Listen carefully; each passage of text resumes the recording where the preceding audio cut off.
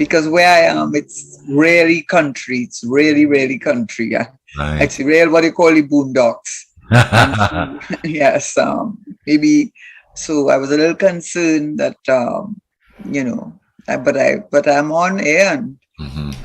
power to Power 102 and to Ruben and Yes. of course my dear friend Richard Noray. Yes. Mm, So, the Well, it's a nice, Alima, we can continue our conversation that we had started last week, if you remember, because it's been in the news more Mhm. recently again Yes. with Lake Asphalt. Yes.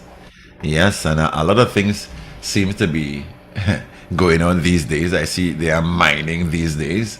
So I think they are probably getting work. I don't know if the mining is just to produce the asphalt needed to probably, I don't want to sit and make bitumen. No, no, you can't because I went and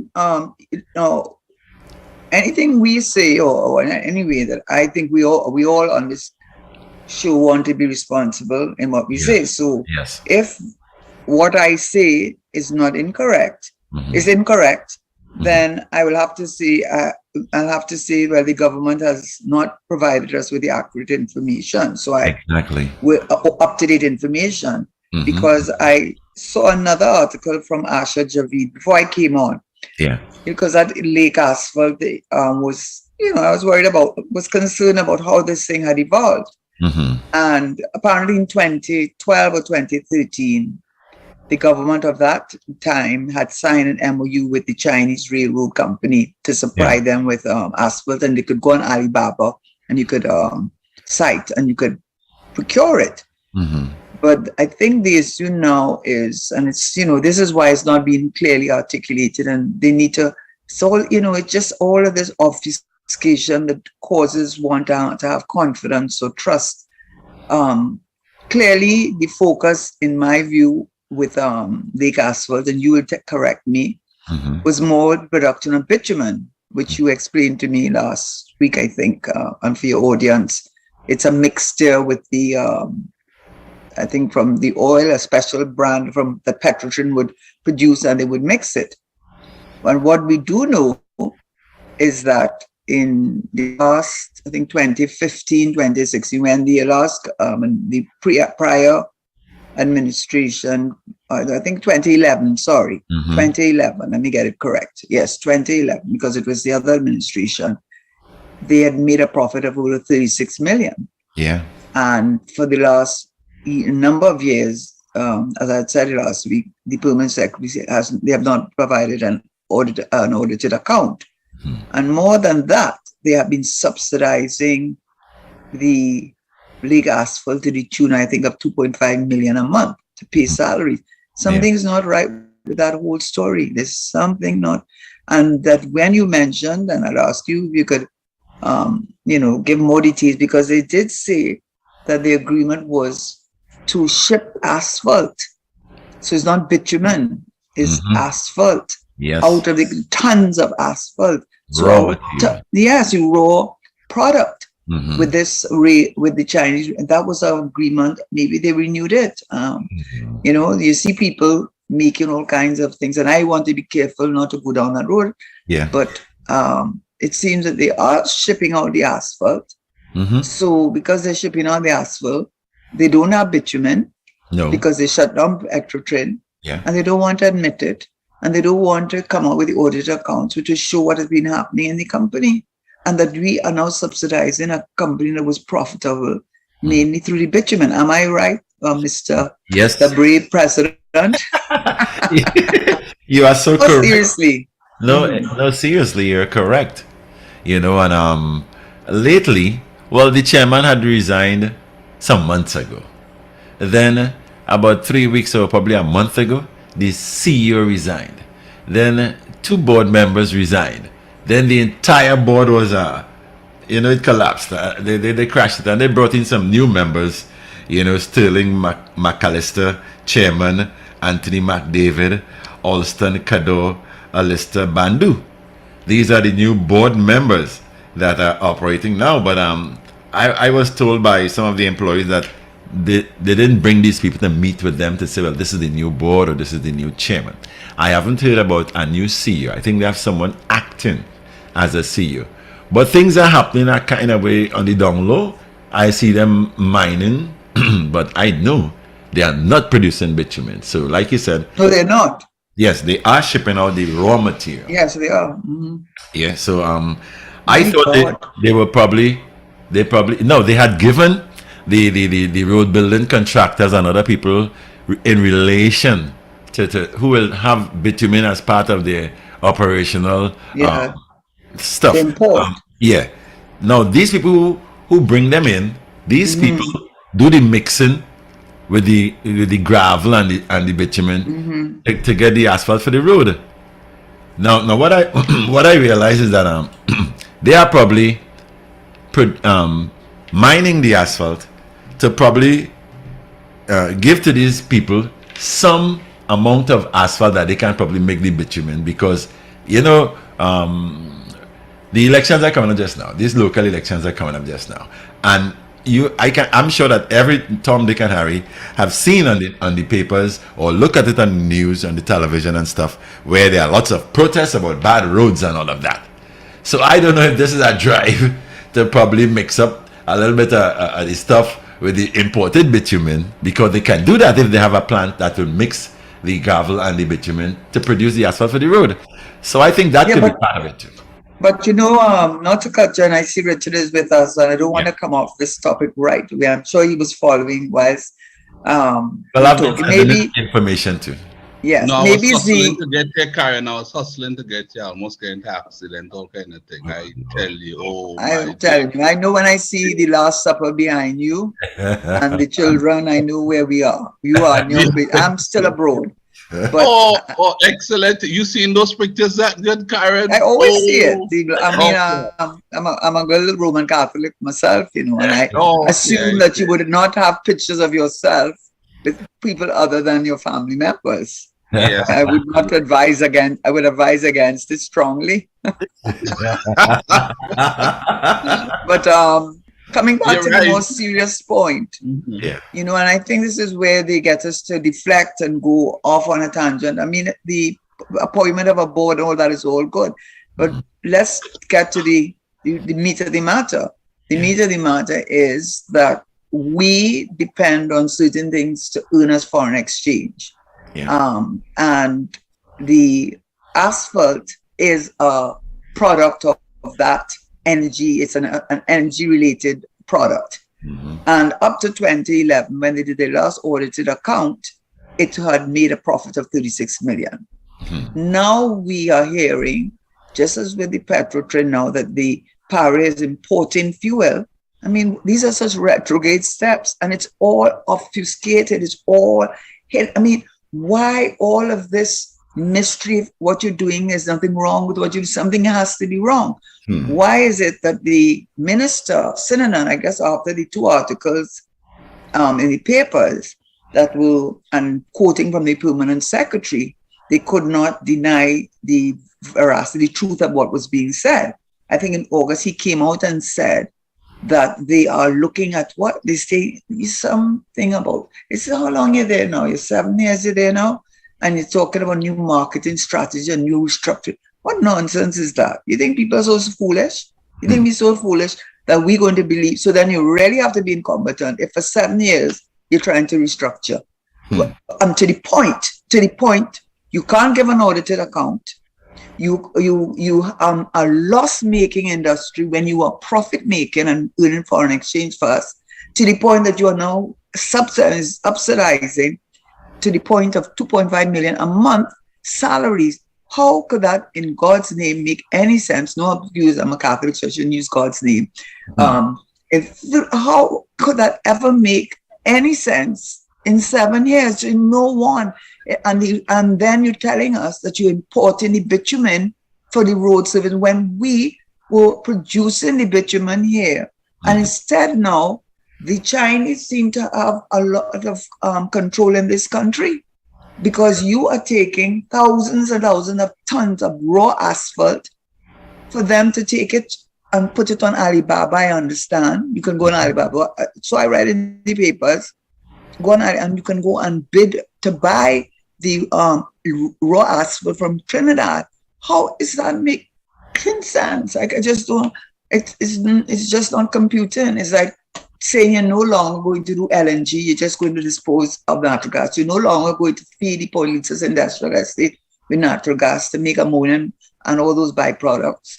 How is that making sense? And you cannot. Why can't you give an explanation that is believable and it's credible and not insulting to people's intelligence?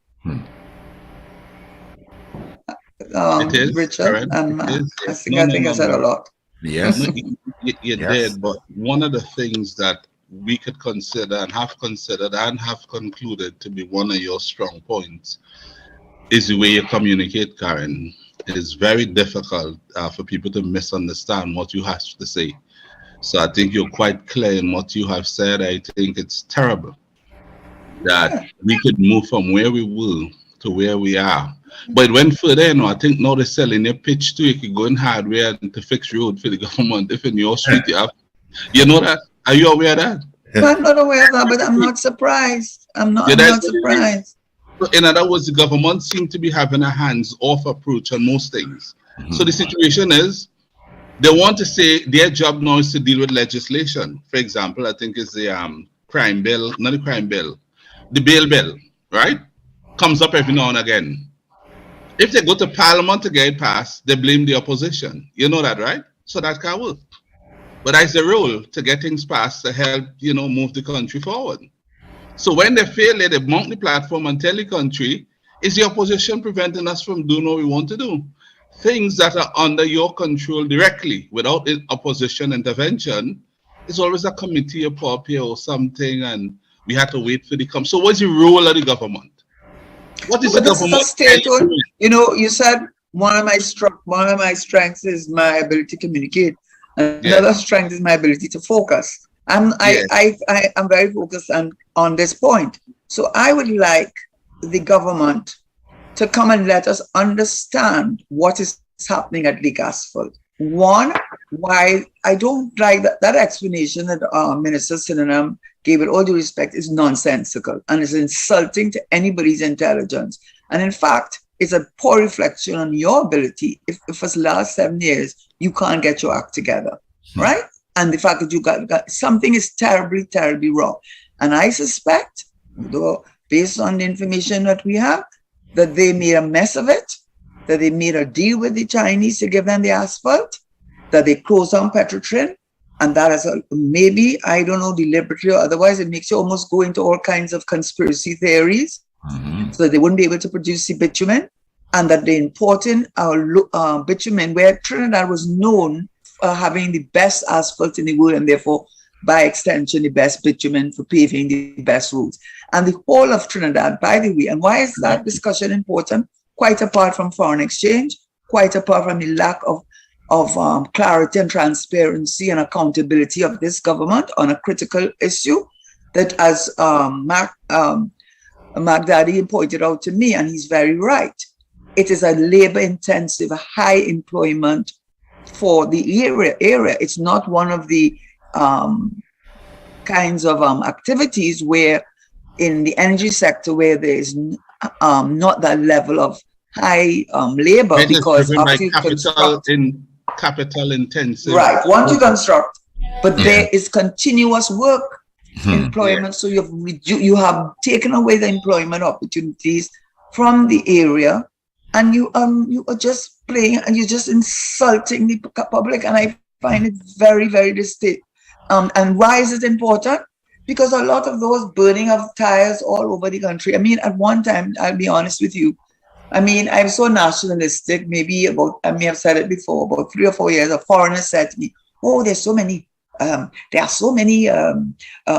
potholes in this country. And I got annoyed with him, and I said, yes. Anyway, I was annoyed with him, and I didn't want to accept what he was saying.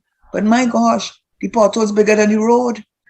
I mean, and it's so all over what is going on. It's the government.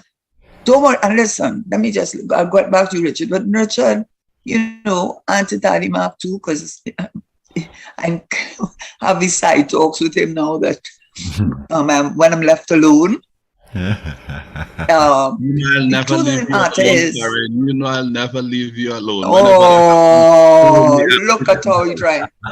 You know something? I didn't have such a good day today, but you see, always there to lift my spirits, huh? But let me just say this. Don't worry about the legislation, because there are two reasons having been in government. One, there's pressure for getting blacklisted. The pressure is put on you to pass the legislation. So whether it is CFATF or FATF or the European Union blacklisting us alone, there are a number of things that they say they want to see you do. IMF, World Bank, they put pressure on us at least to pass the legislation. But just one thing.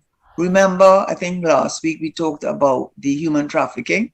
The officer from the U.S. Embassy made the point that that legislation was passed so long ago, but to date, not one conviction. You can say that about a lot of the legislation. They pass it because there's pressure in a lot of cases by the international agencies to pass the legislation, but look at what happens after that. The intention of legislation is for it to be able to act on it.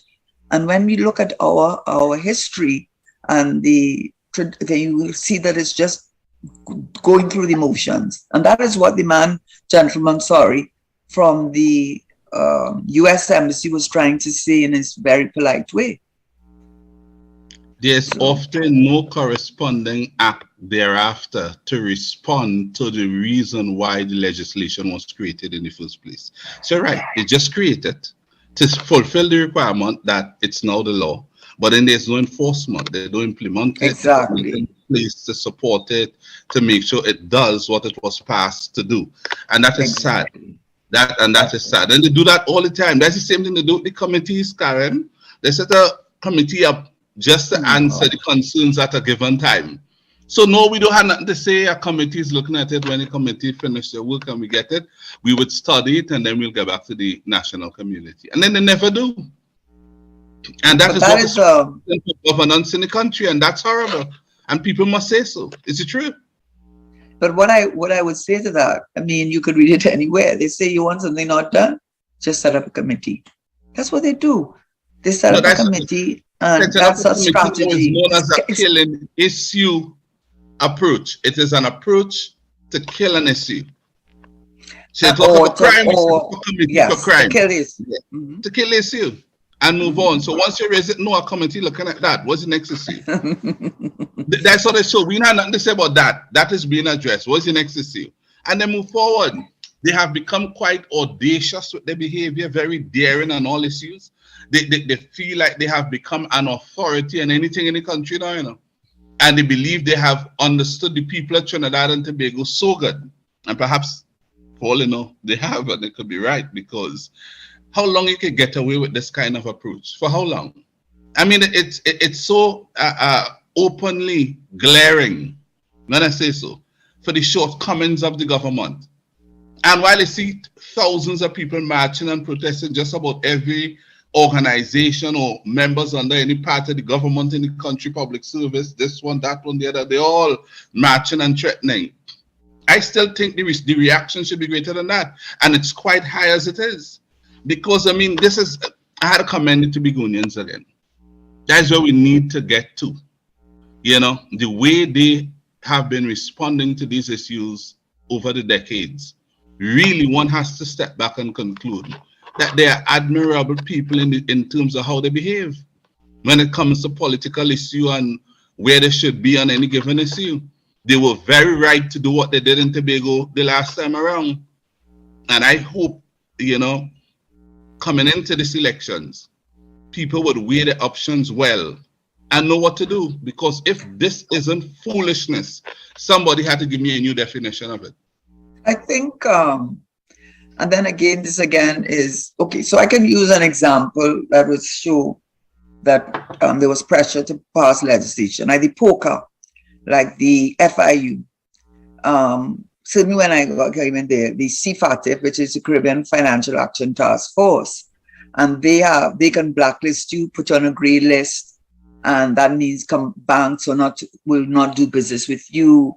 And, it's not something you would ever want for foreign investment, for your country's standing and so on.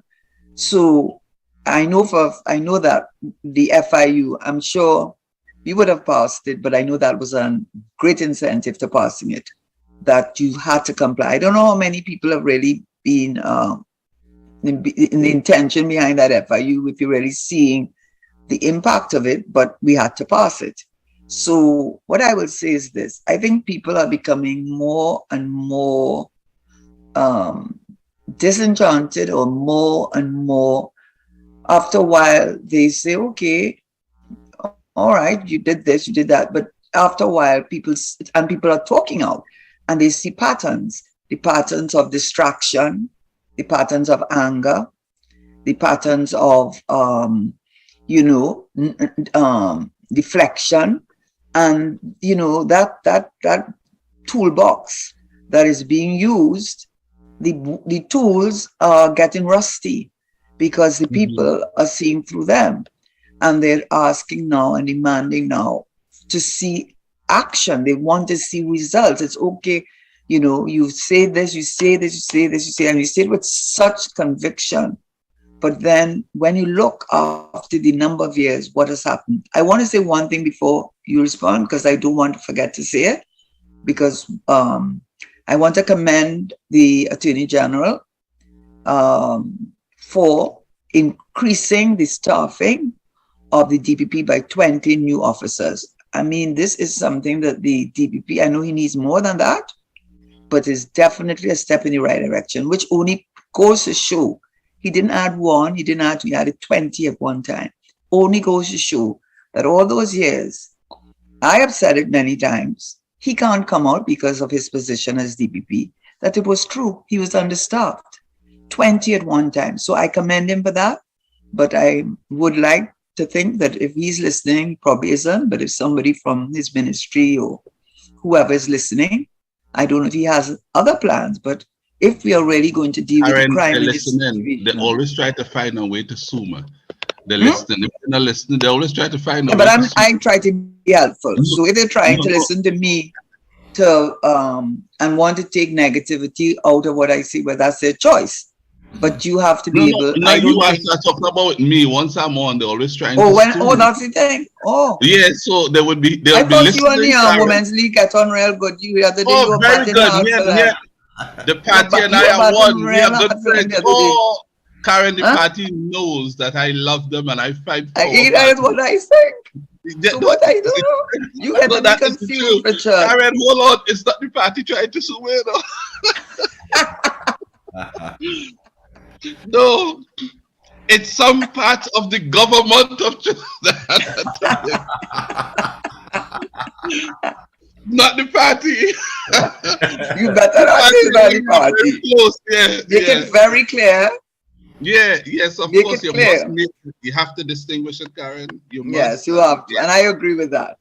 But right now, they are in charge, whoever the government, because you said government, government. So unfortunately, if I can draw a comparison which everybody can relate to, there's a Republican Party and then there's Trump.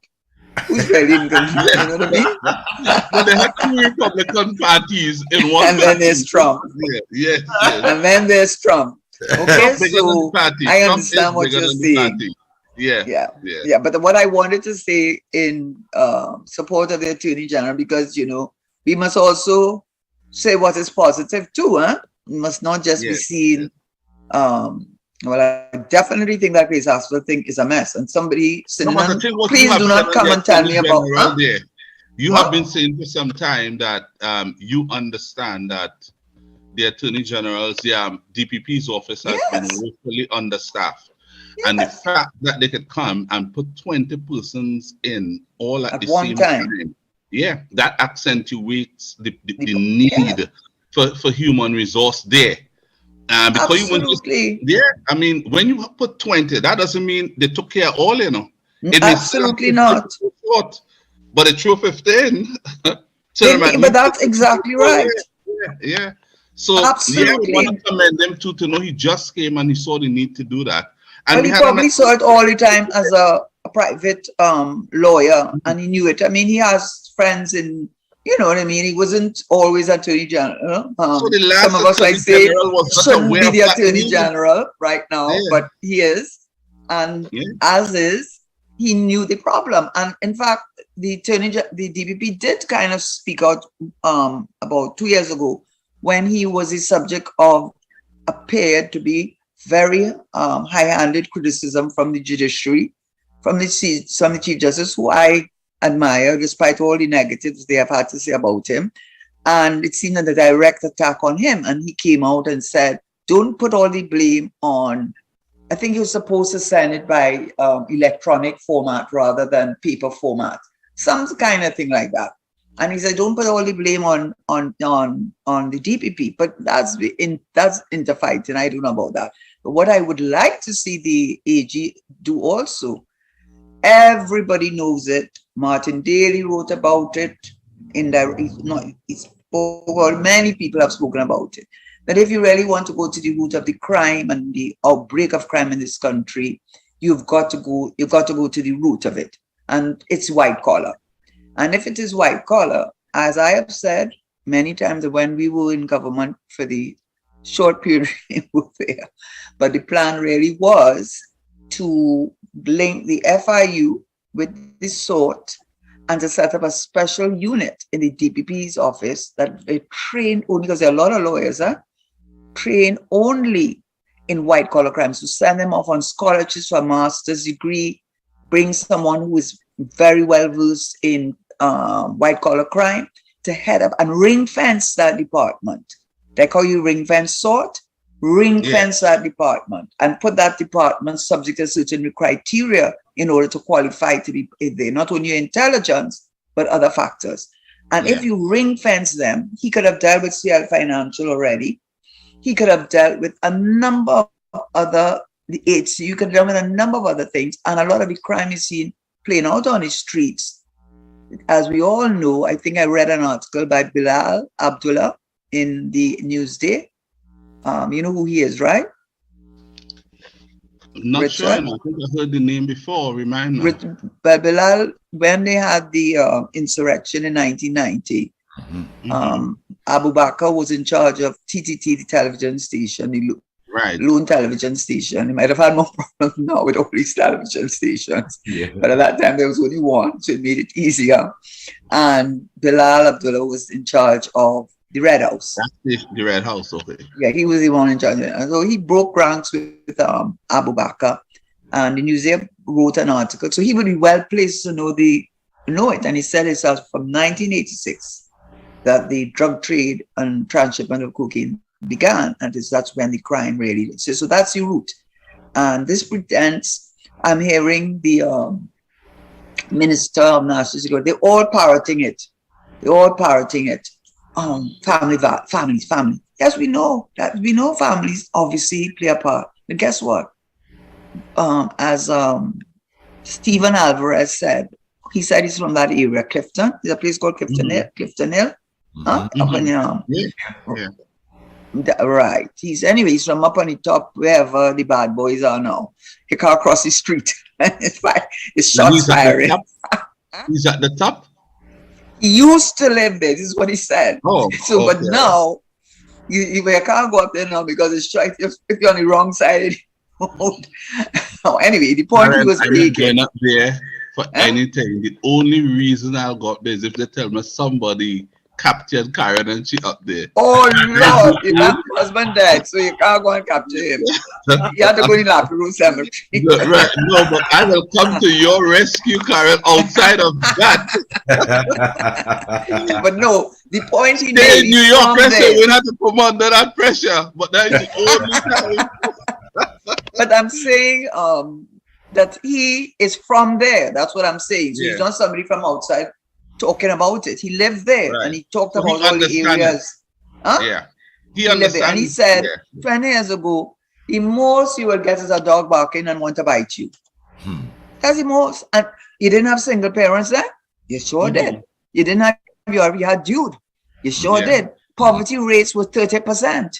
Unemployment rates were all 27%. So if all those hardships existed then, and mothers, single family, all those hardships existed then. And the most you had to be afraid of was a dog bite. You don't have to be a rocket scientist to know that something else is in there, that Knowledge. family values is not, the family values or the lack of having family structure creates vulnerability, but it is not Yeah. the cause. Yeah. Yeah. Something else has entered the community, Karen, for some time. What is this? What it Yes. is? Drugs, Karen. Yes. Yeah. And yeah, And and that I has mean, destabilized those families, both single family and families with both parents, you know, and have messed up their children. And the search for drugs and the need to utilize drugs without money will cause crime to go up because they had to get the money to acquire what they want, to feel the way they want to, you know. So it's drugs. Mess but up the what he, community. but what Bilal had said in his article, Mhm.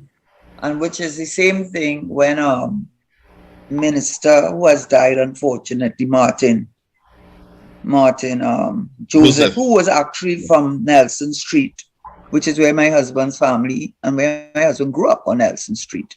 And so he's from Nelson Street. It was Nelson Street, or if not Nelson Street, one of the streets right there.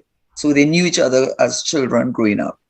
And what he was the Minister of National Security then, and he was very, very one of those intense sort of persons who did their homework a lot. And one of the things he used to say, and which is what Bilal Abdullah said in his article, is not a using of the drugs, they're not, it's because remember we are transshipping. He Yeah. said, what is this exchange of drugs for guns? So all these unlicensed guns that you're seeing in Trinidad, where people are saying, well, we have to give ourselves licensed guns, protect ourselves against the all these thugs, etc., etc. These unlicensed guns, according to Martin Joseph, when he was minister, he said it. I was in Parliament when he explained it, and then Abdullah picked up on that, and he would know. He was part of the whole Abu Bakr thing. He was second in command, I think, and he's saying that these unlicensed guns are in exchange for drugs, or what, however they work out. So what I am trying to say, all these murders that we are seeing, the one in Chagaramas with two people, their feet bound, their hands tagged behind their back, and shot in their head. With this is how they're doing it. Is these guns, and who is behind it? I take great exception, and they listen to me. Anytime I pick up the newspaper, and I don't know why the newspaper does this, they put it in the headlines, drugs found on 52 million drugs. Before I read the story, I know it's marijuana. I don't have to read the story. I know it's marijuana. We don't want to hear about it. Okay, yes, get the marijuana. It's been regularized in a lot of countries. It's on the stock exchange in certain states like Colorado in the United States and all that good stuff. What's destroying our country is not so much the marijuana. I'm not saying it doesn't play a part. So nobody go on a deflection and pull me down that road into a rabbit hole, which I will not go. It's the drug transshipment of cocaine. That's what is the problem. So don't pretend you don't know what the problem is. And you, as a government, you have any minister of national authority talking about family and parents, and then the prime minister about parents. Yes, we accept and we know. Richard Noray, you are a father and you seem to be very dedicated to your children. I came from a strong family background with both my parents. So that was a good shield. Also, I did not grow up in the kind of poverty, urban poverty that these young men are growing up in. All I am saying is that if you want to pretend that the dog that was bargained 20 years when his conditions were worse and the unemployment was higher and there was Jude and single parents, all the things you want to say cause any problem. They were there 20 years ago, and all Stephen Alvarez said you ought to worry about is a dog biting you. If you want to pretend and tell the country that his lack of families is the cause and not a byproduct or an ability to recruit, a recruiting tool, Please, you are insulting all the people who don't speak out because they're afraid to speak out. They're afraid to even voice that opinion. They say it quietly among themselves. But if you feel that people believe what you are saying, you are fooling only yourself. We are not village idiots. And I wish you would stop insulting our intelligence and talk the truth a little bit, just a little bit, and talk about real root of the crime in this country, and that the fact that the family, when you look at the statistics and you look at the murder rates in those days, what has changed? I've said it 1,000,001 times. I am not a scientist, but if I want to test a hypothesis, I believe everything, what they call it, there's one variable, because you're testing it, so everything else will remain the same. I think there's a two, I can't remember it. I'm not a scientist. And then what you want to prove is the variable that you will change. And the only variable, as far as I know, that change in those communities is the drug trade. That's the only variable. And the government continues to pretend that they don't know what the problem is. And that in itself is extremely worrying. And when they behave like that, you can even extend the imagination to wonder the fact that they don't want to express what the root of the problem is. And they have an idea, or they know fully well what the root of the problem is. But the fact that they can't say it tells you that is even more both telling and troubling to the people of Trinidad and Tobago. And they should take that is like an ominous sign. Because you want to deflect to such an extent to continue to tell the people of Trinidad and Tobago that these problems, the root cause of it is how parents handle or bring up their children.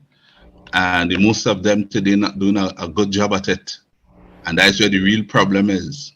And you are calling on parents to play their roles when they know that when they were growing up, the same way the communities were then could have been how the communities could have been now, but something changed. And they are wrong long enough to know what caused the change, but they don't want to address the genuine cause. So they go all the way around because they cannot call out the people who they need to call out.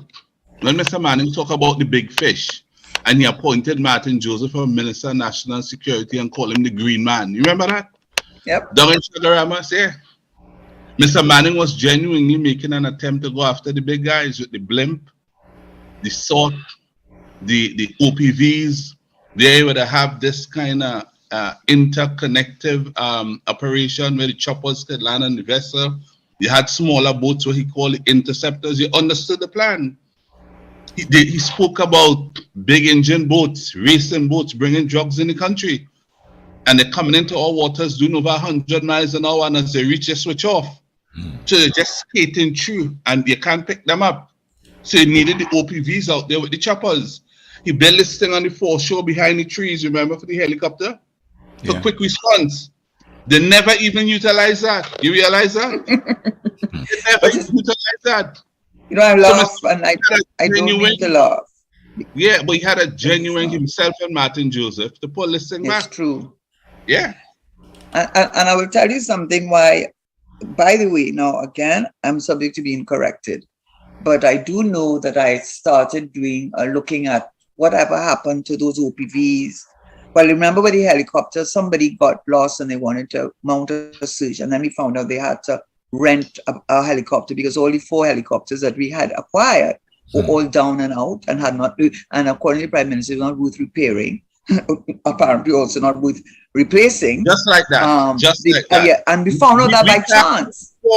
For heavy fighting, multiple equipped choppers, Augusta Westland choppers, I think that is what they are. A whole country that survives off the what is the hydrocarbon sector? Hydrocarbon. Hydrocarbon sector.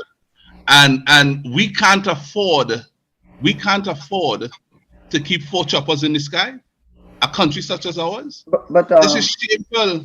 But Richard, what is more shameful about it is we would never have known had it not been the fact that they had to mount a research, and then it came out in the public domain. By the way, the reason why they have to hire a private one is because all of them are down. But not only that, I remember the OPVs or the small thing.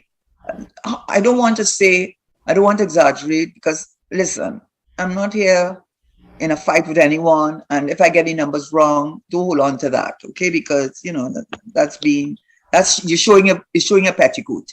When you do that to me and you respond to me like that, it's because you don't like the angle that I'm taking. But I know, like with the OPVs, all of them are sitting on there, not working. He said they're not working. The blimp was not working. I think they had some other thing that they were using, and that's not working, right?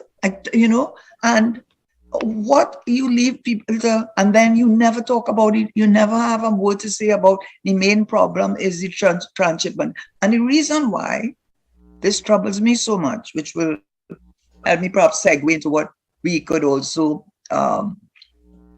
be speaking about, which is the agricultural forum, and so the agri forum that they had, as well as the thing they're doing with woodworking in the Ministry of Trade for youth, for young people.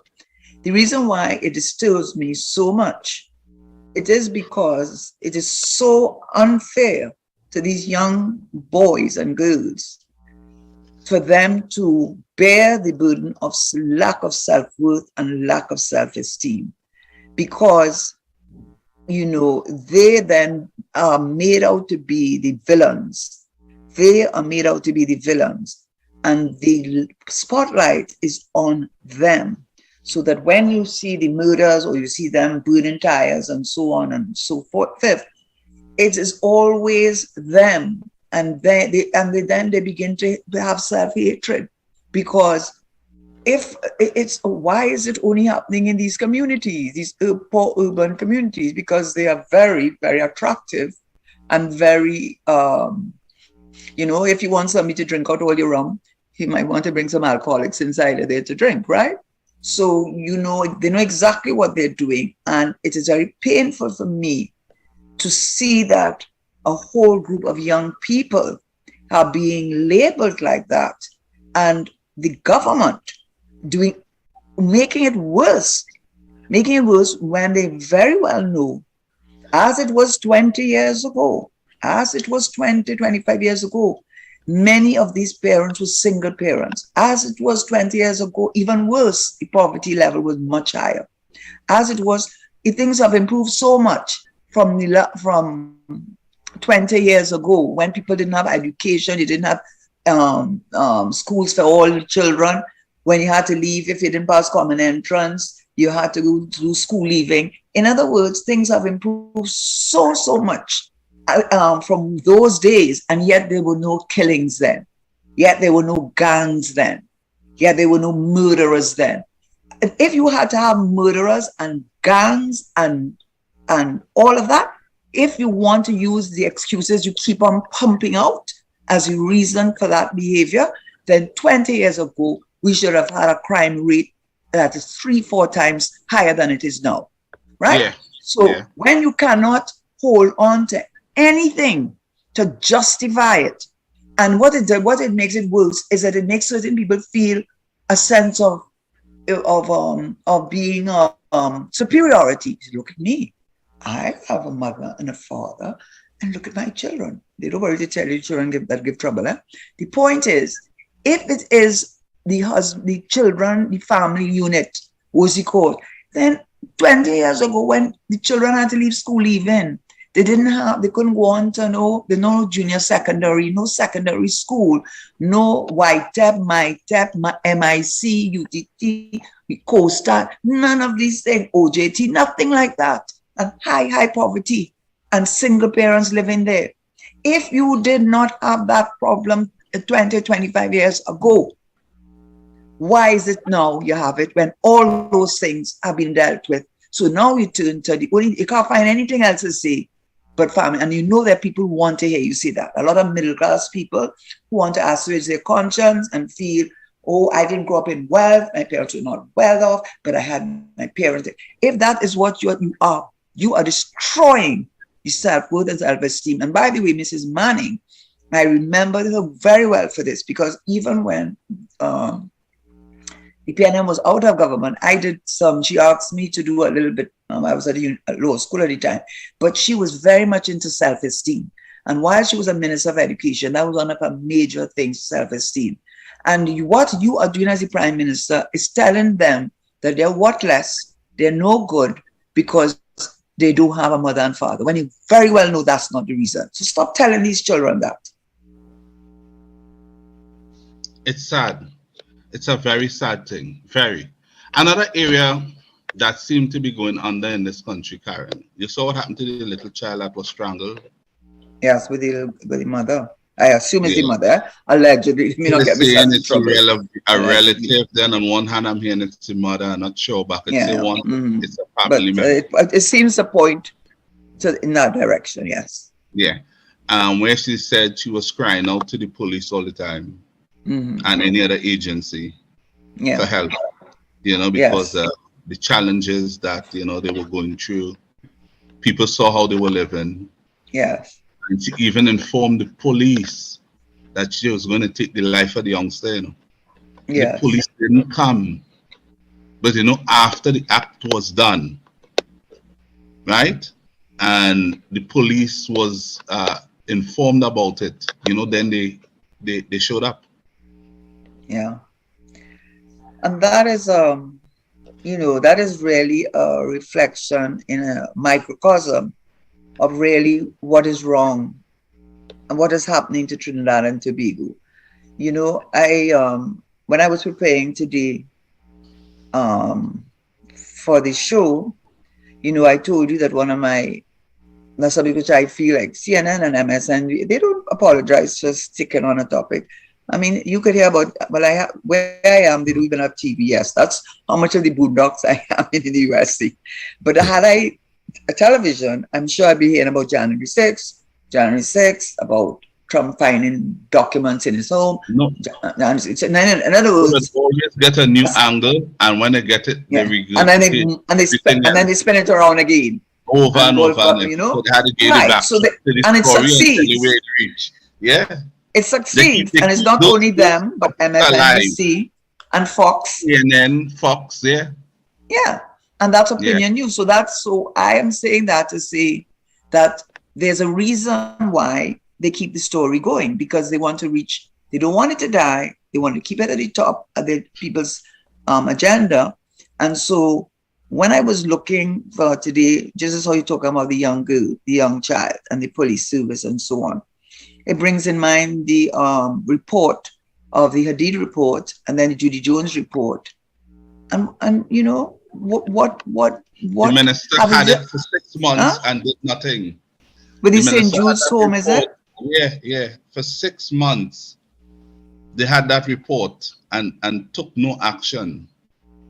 Yeah, but and even then, later, they came to pretend you're crying in front of the media. It now hitting you 6 months later. But what about the Hadid report? Abuse between the day I get the report and the day 6 months later when it came to pretend you're crying on TV. I mean, come on. What about the Hadid report? The Hadid report, when they're talking about, I think it's the St. Jude's home, or have the right home, where the gentleman was let off and he went to work in a hospital after abusing all these young people. What is the government doing? And what I'm saying is, we only know about the Hadid report because somehow we found about the Jones report. And somehow, what it says is the inaction of the government. They talk and I made a list actually, I actually had on there. And I said, why? Go through the list. Let's say it. Go through the list. Well, I didn't. It was not complete because all the shows are recorded, but I did not record this part. I mean, No. Where I didn't do any research, I'll work with Sharon. I mean, but working with what I'm saying. Yeah. Working on what I'm saying based on the information available to me in the newspaper. So if anything I'm saying is wrong, they can't get angry. They have to take responsibility. Reference in the papers. It wasn't generated. Yes, and it's their responsibility to educate me. And I went to their websites. I went to the Ministry of this, Ministry of that. So I didn't just go newspaper reports, you know. So then I started looking and saying, Karen, why what people we know go. about you don't play around with how you research to get your data before you transform it into information, you know.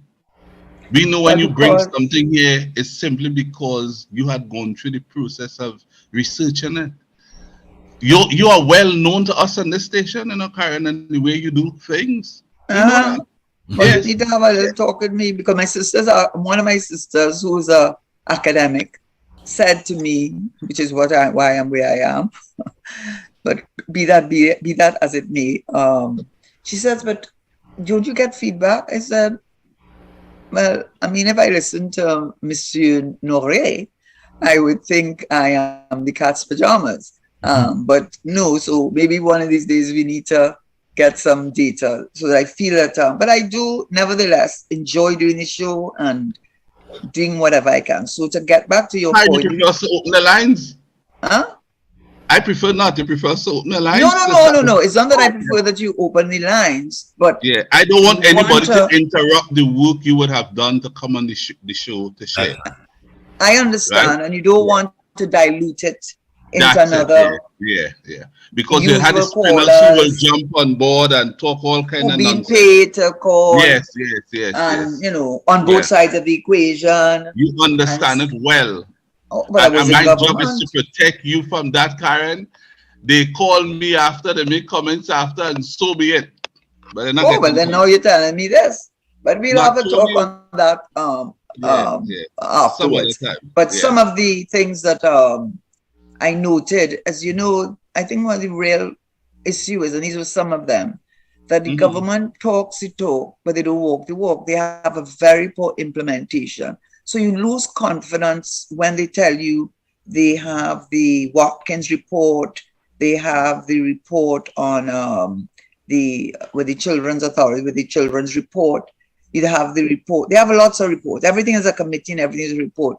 And then you sort of lose. Even now, I am sad to say this, but I wonder why a man of the standing or stature of and look, so Dennis Morrison would have resigned for personal reasons. I doubt that's what are you going to say? You're going to say Putin, but something tells me he was not happy about it. He was Something not happy. tells me, Yeah. something tells me that something did not. You couldn't pay him.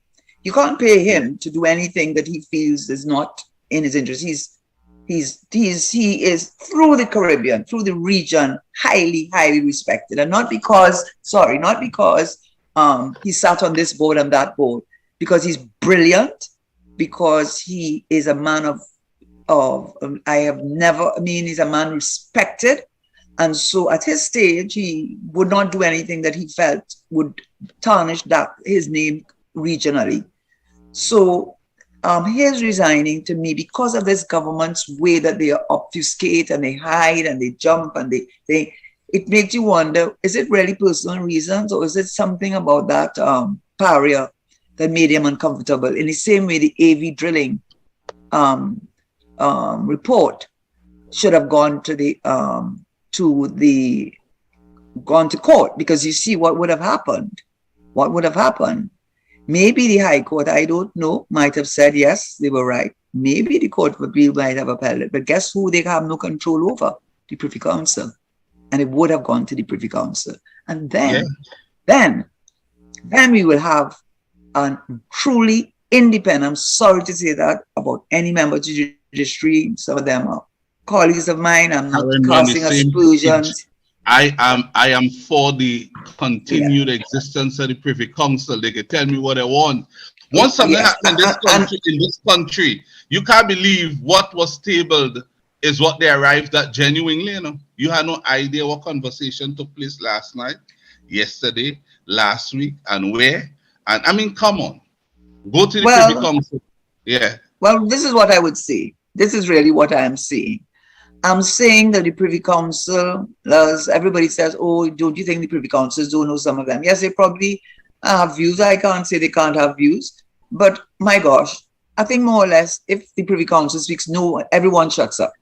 everyone shuts up and they accept the decision. Look, I just saw this Yeah. decision that at the High Court in Puerto Rico in Trinidad, the lady won on her claim of having a right by succession to 30-year lease under the 10-year Security of Tenure Act, and the Privy Council tore it apart. And to be honest, I didn't disagree with them, because the reasoning was very solid. So coming back to the point that I said, that my concern, even with the Paria, I'm sorry even to say that, but even with Paria, with Sir Dennis Morrison resigning, it just gives me a very uneasy feeling, and it is consistent with the pattern of this government's lack of being forthright. So I'll give you all following through. For example, the Toko Port project still in the preliminary stages.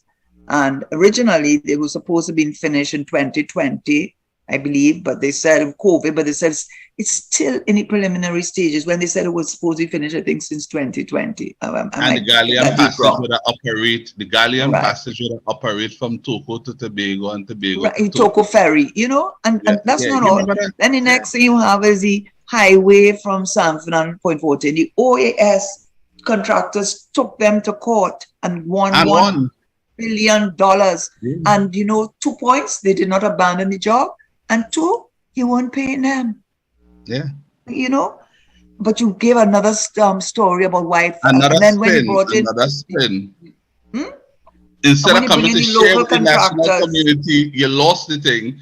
You come to tell them about who adjusted the contract, who did that before the election, and this and that, the other, etc. But you never touch on the final outcome by the court. Do you understand? Exactly. And the roadway breaking apart by the local contractors. Then you have the property tax, which I'm sure everybody's glad has not been put in place. But that minister said it was coming from the day one. Well, you don't even hear him talk about it anymore. I might encourage him now after saying this. Then the procurement legislation. How long? He said he's not a mailbox. Well, he's really not a mailbox, but he couldn't be a mailbox, because even a mailbox, he would have opened up that letter and seen anything. Up to now, they can pass all kind of reasons. The Chief Justice gave a 26-page letter as to the things that he found wrong with it. It's on and on. Some parts were passed, but the critical parts have not been passed. And I still have argument with that. Then they talk and in about the meantime, they could do what they want in terms of how they wish to procure. The gambling legislation, the gaming legislation, so they have not they want implemented it that way. They have freedom. You know why they did it? Yeah. Because the international agencies are looking at the fact that Trinidad has the most unregulated gaming industry, private members industry in the world. So said the Minister of Finance in his first or second budget report. So they passed the legislation, but guess what? The implementation, what you need to, the regulations and everything. So business as usual. The Revenue Authority, business as usual. Right? The National Statistical Institute, you cannot manage what you don't measure. They say even CSO, with all the best will in the world, the data is outdated and sometimes not reliable, no offense, as well as not sufficiently detailed. National Statistical Institute, they talk about it from the first year they came in. Today, they don't even talk about it again. So, and these are big numbers, huh? These are the procurement, the property tax, the Revenue Authority, the gambling, all of this, which also makes the point that they pass the legislation and let's keep and do nothing to bring it into effect, right? Because they have to satisfy either a World Bank or IMF or some international agency, because they might get blacklisted. The other thing too, the Maruga processing plan. Yeah, which is a good thing. I have to say, because I read up about it and how they're going to do, and then have canning and distribute. It's a two-pronged approach. But I don't know if they don't update their website. So I have to go by what I saw. And I saw all they had was 3 tenants. And one was for pepper, one was for pepper sauce, and something else. So if I am wrong, do not blame me. You need to update your website. And if I am right, And what does one think about that? Wait till election when they bring 3 more and they're going to cut ribbon What again do to tell you. you think about that? You have the Then plywood factory there. You Yeah. have the sandals, plywood the factory there. game changer. Remember that game changer Yeah, sandals? sandals, yeah. Let me tell you, I can't reveal the source, but the person told me, and I have good reason to have believed them. And in fact, what they told me turned out to be true. They must have told me a year before. They're not, anyway, let me not do that. They said that sandals, they're not coming here. They're going to go in Barbados and Lucia where there's no problems. And well, based on what he told me, this is about a year the government was continuing to talk about sandals. And this person told me, who was in a good position to say that sandals wasn't coming here. So that game changer, but it was a big game changer, and it never materialized. It took apart. Up to now, they're blaming it on COVID, the procurement, the Tobago airport. I went back and looked. You're right. I do my research. So I went, and you could get the data if you look for some things. The tourist arrivals on average is about 40, not the domestic. The tourists on annual level is about 40,000. They're building an airport for 3 million passengers. Not only that, they can't get these people to come off the land. I mean, but China Railroad, is it? Or whatever railroad, belt to railroad. People out Yeah, the well, house in Tobago. Yeah? Just throwing people out the house. I mean, That's the geopolitics. That's the geopolitics at work. let me tell you, isn't this a jokey government? Isn't this a jokey government, Karen? I mean, if you were to It's really insulting government. well, I feel yes, very but that's the insulted by big joke that. about it, Karen. If you should really take, you didn't finish it, let's say 10 hours to finish it. But so far, No, you take those things in. The only thing you can do is laugh at this government. I call them a soap opera government. You know? Of course, it's Take very off- true, you know. No, It's is it very, true? very true. You can It's run a very, series very on this, you know, a series how they hide this, how they And- cover that. They didn't share this. They said this was coming, it didn't come. What happened? I mean, come on. And then Everyone, one every go take big that platform and project. cuss swear a woman, and then the woman go cuss swear the man. And then who cuss who more? The winner, the cuss out, win the government, you know. Oh my dear, me Trinidad and Tobago. And the other one is the San Fernando, yes, that's the San Fernando to Point Fortin Highway. Yeah. That went by the wayside. And then also also to be misleading us about the LNG. Train 1 going on national CNN and saying train 1, 2, 3, and 4. And for a whole year, you kept this train 1 open when Shell and BP said they were not putting 1 more cent in there because there was not enough gas. There was and not in enough. the And the interview government, saying we have X amount of train, and he said train 1, 2. but the government kept it up. Yeah. They kept up the charade. The government kept up the charade. No, Because that was the expected, Karen. That's part of soap opera behavior. They must keep it up. CEO is insisting that there was gas to be got, but Shell and BPTT and whoever else with the other partners said, leave us out of that. They had to cover it up eventually. How are you going to have confidence in a government that says for an entire year that this train 1 has gas when it did not have gas? Then the next thing you see, the National Gas Company, they posing, everybody posing, 5 minutes, 5 whoever it is directors, and how much profit. And then, by the way, they say, well, we didn't get as much gas as we were supposed to. We had bargained. And then. No, they get the good news first. They throw out the good news first, and then they whisper. But by the way, we didn't get the gas. So we didn't get the gas, right? That Then guy's the where they next should have one- started. They should have started there. And Now- let me now- tell you, Yeah. that's why maybe some people get back to me, because when I finish talking, you could go and look me up, and you know what I'm saying. I read the financial stability report from the central bank on 2021 because it's always a year before. But the HSF, I went back and looked at it. I said, maybe I missed something. I had to miss something. He went up and he loves to correct you, you know.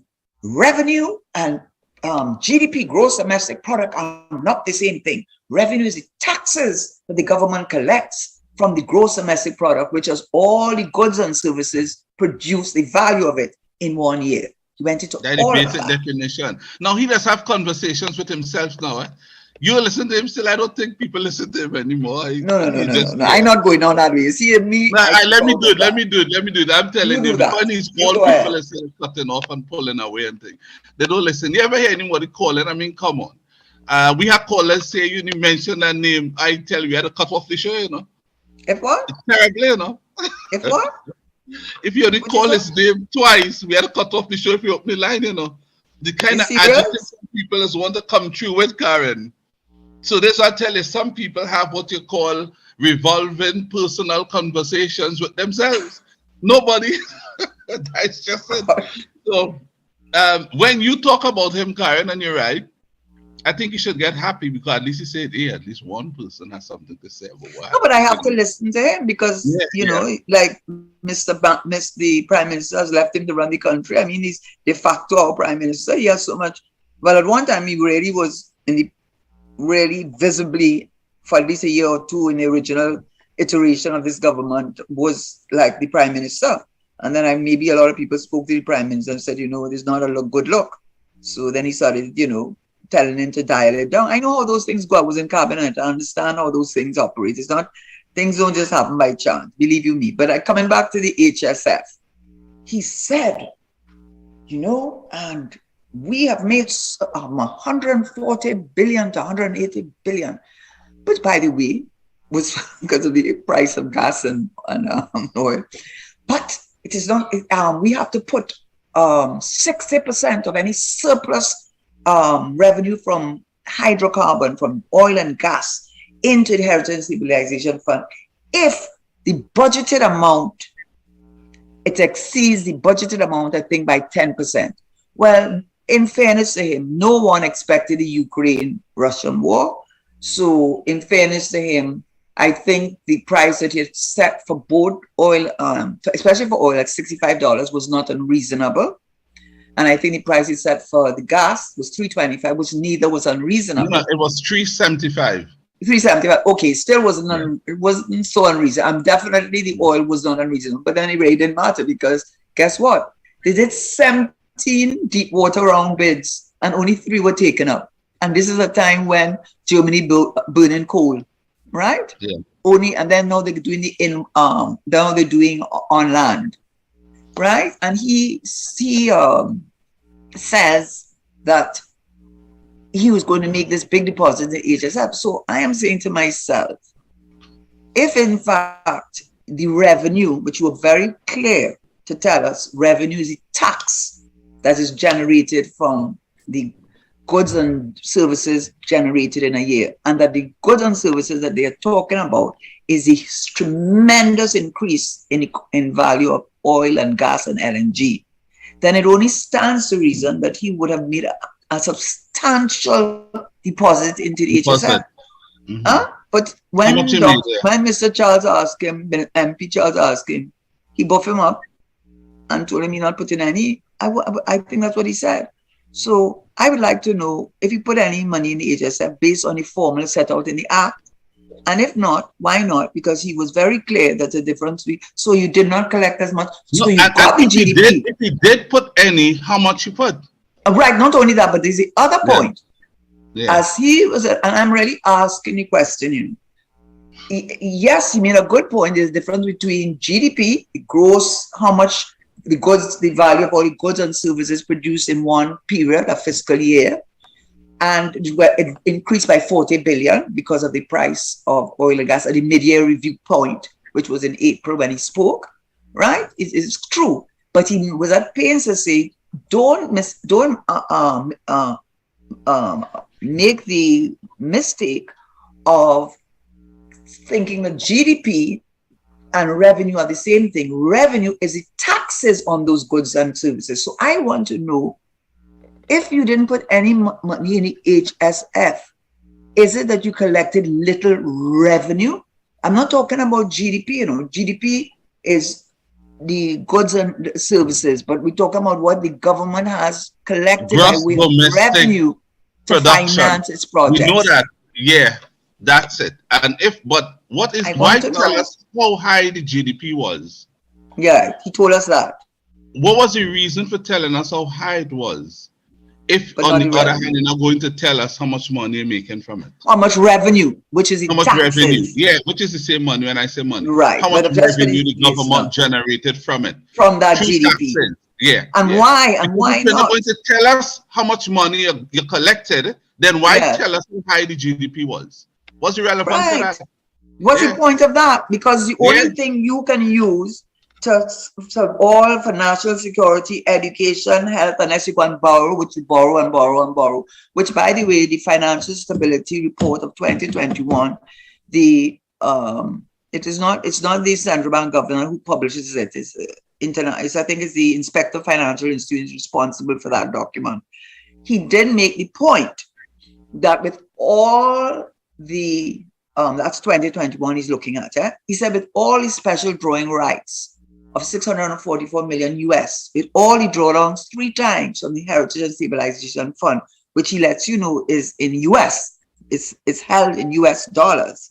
With all of that, and I think he mentioned towards the end of 2021, prices of oil and gas has started to rise. How it is at the end of that fiscal year, at the end of 2021, I think he was saying the year 2021, the foreign exchange reserves had actually fallen somewhat. So from 6, it had actually fallen. He said, how could that be? How could that be? So what I want to find out, I know, for example, the taxes on supplementary petroleum tax for any oil that is discovered on land, instead of them having to pay the tax when the price of oil is $50, they raise it to $60. So that means you're getting less in revenue from any oil that's found inland. So I am starting to wonder, if he did not put any money in the HSF based on the formula set out in the legislation, is it that he didn't, why has he made all this GDP? Is it that they did not make that revenue? And if they did not make that revenue, it has to be related to oil and gas. And if it did not make it in oil and gas, why not? I want to know that. They don't want you to think, and I am not saying that I have the answer, but I am just saying, I'm glad he told me that there's a difference between revenue and GDP. And I'm glad he told us that he's putting a lot of money into the HSF, as he is required by law to do, and he's going to be doing it in US dollars. I'm glad he told me that, because then I turn around and he says he's not putting, I think he said he's not putting any. How could he not Karen, put any? Who asked him to explain to anybody that there was a difference between GDP and revenue? Who asked him to do that? You see, he asked himself a silent question and he was answering it. Nobody asked him to explain that. He asked himself that silently and then say, here's the answer. And there's a difference. So I tell you, he has have circular conversation with himself. Sometimes they do that to sound bright. Everybody know what GDP means. Anybody who's studying politics or into politics. But we're talking to the man in the street, No, the man in the street wouldn't understand it either. Because the man in the street wouldn't understand what is really GDP. But we have a duty to try and explain it to them. Separate them, gross domestic production or gross national production. How do they know the difference? So that when you just come out with GDP and not say what the G and the D and P stand for, you lost the man in the street. He knows that. So that therefore he couldn't be really addressing them. He addressing people like you and me and Daddy Mac and so on. But then who asked you to tell us what we already know? Yeah, I found it strange that I think what he was trying to say was, and this is why I would like the answer, I believe the thinking was at the time, is that just because the gross domestic product, meaning the value, not that you're producing more, that's the other thing. It's not that you produce more goods, because you diversified. Inflation. It's because the price of oil and gas went up, which is inflation. Up. Inflation is a change in price. Yeah. So it's directly the value changes, but it doesn't correlate to an increase in production. We know that. And another possibility is the minister might have been talking about distinguishing the difference between GDP and revenue because he was trying to convince himself he was picking up the understanding of it, No, you know what? This is my thought as Richard, this is what I thought he may have been doing. Huh? He may have. I don't. He may have been doing this. Yes. Because it's when he talks, he want people to believe that he knows what he's saying. No, She no, no. takes That's not baby what every. no, no, no, no, no. He's a No, no, no, politician. no, Karen. No, of course, a politician does that too. Sometimes they don't know one thing about what they're saying, but they feel No, no, no, no, no. I if wouldn't they say put that. one correct term to a subject. Karen, let me tell you something. Why so? Yeah, I don't But know. you don't let me not make my correction after you keep telling me what you have All to right, tell me. yeah. Yeah. You see, I've been around other politicians too. You know, I was in a place in Miami where I saw a politician and he didn't know what he had to say. So you open a book, a thick book, and he say, I have it here. You know, I did the research, not like you who would actually do the research. And he called one term out of it. And he said, I don't know what you just said. I don't know what you just said. He moved the book and he said, let me simplify it. And the simplification had nothing to do with just spoke about in the book, you know. It was just to Right. convey an impression, Karen. Yeah.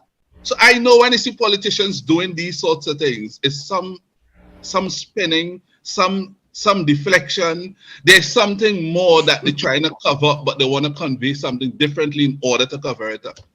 Okay. So can I give my little Yes, theory? yes, yes, yes. Let's hear Okay. your So theory. and I'm not saying it is Daddy correct, Mark, yeah? Because I'm giving him credit. convent expression? Could I give my theory? Yes, theory. Yeah, but we have You to talk about the could. agricultural forum too, because I No, we was get into that excited to just now. see We have that. some time, Karen. I'll give 15 minutes on that. We have time. Oh, Yeah. you real nice to me today, boy. Anyway, you're always nice to me, Richard. No, we look forward to And seeing Daddy you and Mark too. having you here, You know, Karen. you know something. I need to tune in on other days, to see if you really. But I can't do it up here. But I'm gonna tell you, I'm gonna have to start to tune in to see what you tell the other guests, especially if they're female, huh?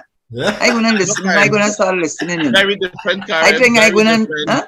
You know, Jesus said, give unto Caesar what is Caesar, and unto the Lord what is the Lord's. That is true. What I Huh? give unto Karen is only for Karen. Okay, all right. Okay, well, all right. Okay, that is also a smart man answer, because that's a smart man answer. Because Karen, if you have hold on, Suzanne on, Karen, listen, don't I give make on to it. Suzanne what is Karen. only for Suzanne. But let me get to the point. With all joking I know aside, you have to but remember Noray, when we chat, Karen. I okay. represent some huge organizations in this country. They can't call my smart man. Oh my folks, I Yeah, am Daddy not. Mark laughing at us. Yeah, I am not here. Go on, Karen. Go on. Yeah. Daddy Mark, I will trust your opinion. I know you enjoy the conversation, and he says, I trust you too, Richard. Else I wouldn't be doing this I show. know that. I Karen. love doing this show. I was going to be very disheartened. When I put on, I waited to the last minute. I said, oh God, I hope I got through. I got through. So let me get to the point. Yes. I think what he wanted to say is this, that although the GDP, the value of the goods and services, mainly from oil and gas, having made our position much better in terms of dollar revenue, in terms of how much the value of those goods are. They don't only belong to the government, they belong a lot of it to the private sector. But how we get our money to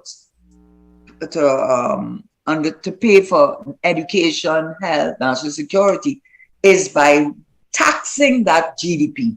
So when you look at revenue, it's going to be a much smaller number than the GDP, because it is the GDP that we are taxing, which gives us our revenue in order for us to run the country and pay for all the services that we provide. So the 180 billion that you're seeing is not 180 billion that the government has. It's 180 billion that has been earned in this fiscal year, by virtue of Shell, BP, Repsol, any of them, whoever it is, trading foreign exchange and earning this foreign exchange for the country gross value of all the goods and services that are produced here, which is all the down the petrochemical industries, all the value of all those goods.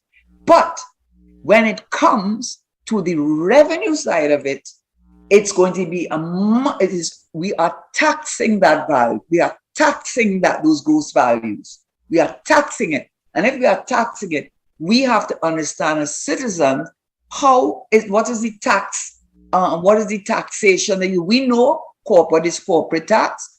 We know individual tax, because we know if you're making less than 6,000, you don't pay tax. We know those things, but what we don't know is the big item items, which are the energy sector arrangements and agreements that the government gets into on the basis on which they get the revenue to finance all these different ministries, which is why I come back to the point that when the minister said and explained when you put money into the Heritage and Stabilization Fund, he was clear it is when your oil and gas prices go over 10% of what you budgeted, which is very clear, went way beyond it, then you have to put into the HSF 60% of that surplus that you have earned.